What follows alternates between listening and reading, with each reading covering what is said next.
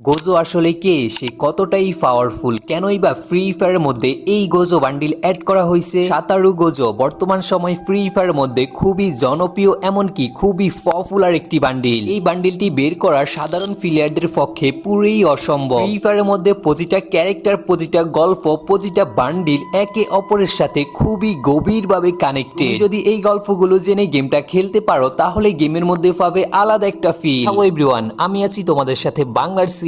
আজকের এই ভিডিওতে সাতারু গোজো সম্পর্কে অনেক অজানা তথ্য তোমাদের কাছে শেয়ার করব। তো চলো বেশি দেরি না করে ভিডিওটা শুরু করা যাক।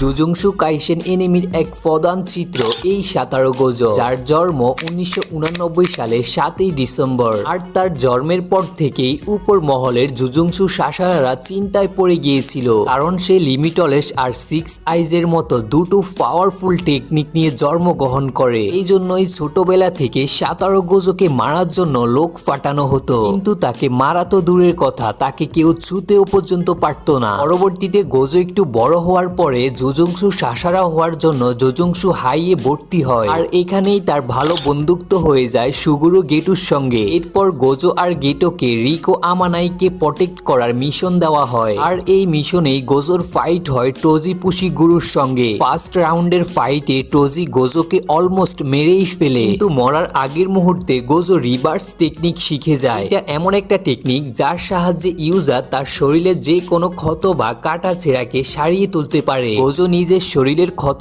ঠিক করে টোজি পুশিগুরুর সঙ্গে আবার ফাইট করতে যায়, আর এই সেকেন্ড রাউন্ডের ফাইটে গোজো টোজি পুশিগুরুকে মেরে ফেলে। সাবস্ক্রাইব করে রাখো, এখনো অনেকগুলো পর্ব বাকি আছে।